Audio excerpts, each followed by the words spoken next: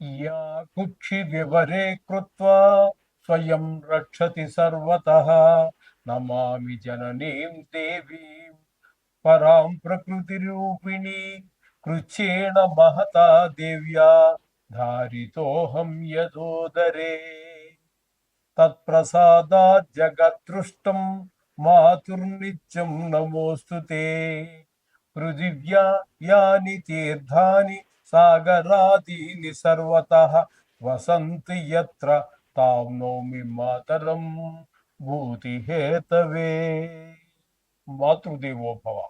July నెల 2026 సంవత్సరం గోచార ఫలితాలు ఇప్పుడు మనం చెప్పుకోబోతున్నాము.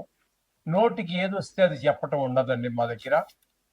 ఏదో లక్షలు వస్తాయి, కోట్లు వస్తాయి, నాది గ్యారంటీ, రాసి పెట్టుకోండి, బల్ల గుద్ది చెప్తున్నాను, ఇట్లాంటి మాటలు ఏమీ ఉండవండి. శాస్త్రం ఎంతవరకు చెప్పిందో అంతవరకే.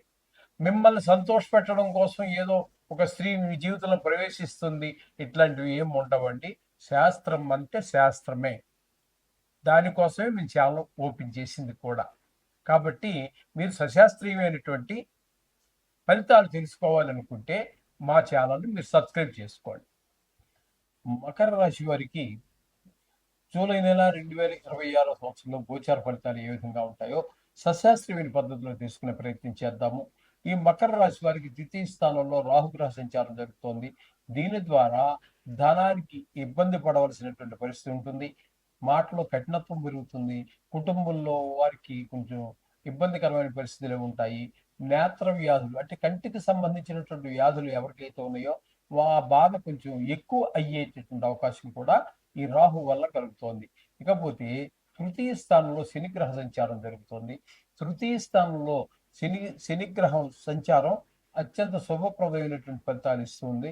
అంచేత అందరి సహాయ సహకారాలు ఉద్యోగ స్థలంలో కావచ్చు, ఇంటి పక్క చుట్టుపక్కల కావచ్చు, వ్యాపార స్థలం కావచ్చు, వ్యవసాయ స్థలం ఎక్కడ ఉన్నప్పటికీ కూడా అందరి యొక్క సహాయ సహకారాలు అందడం ద్వారా మనం మరొక మరొక అడుగు ముందుకు వేయడానికి చాలా ఆనందంగా వేయగలుగుతాం. ఈ విధమైనటువంటి పరిస్థితి అంతా శని భగవానుడు వల్ల కలుగుతూ ఉంటుంది. ఇకపోతే పంచమ స్థానంలో కుజుని యొక్క సంచారం అంటే వృషభ రాశిలో సంచారం చేస్తున్నారు ఆయన, పంచమ స్థానం.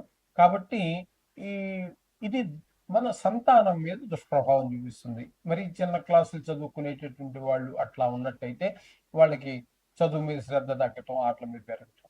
ఒక వయసు వచ్చిన పిల్లలు అంటే ఇంటర్మీడియట్, 10th ఈ వయసులో ఉన్న పిల్లలు కొంచెం చెడు అలవాట్లకి అంటే దుష్ట స్నేహాలకు అలవాటు పడే పరిస్థితులు కూడా ఉంటాయి.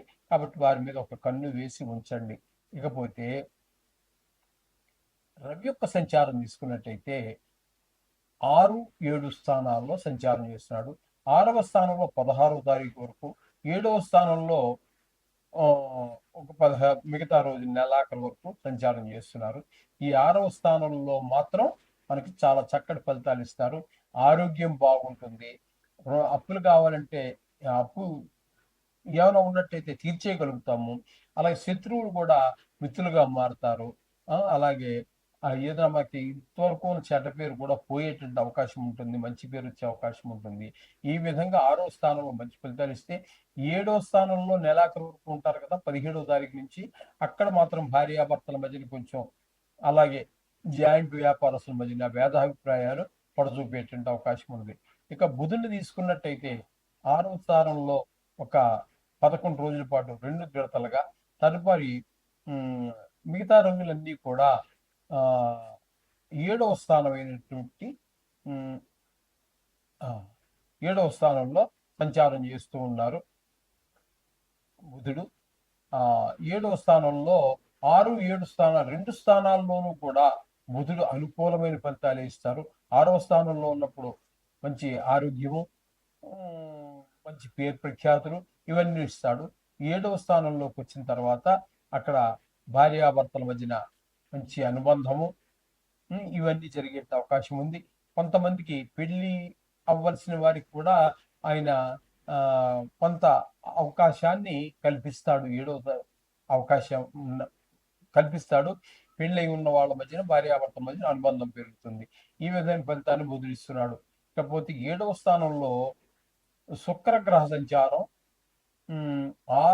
నాలుగు రోజుల పాటు 7వ స్థానంలోను, తదుపరి 8వ స్థానంలో పూర్తి నెలాఖరు వరకు సంచారం చేస్తున్నారు.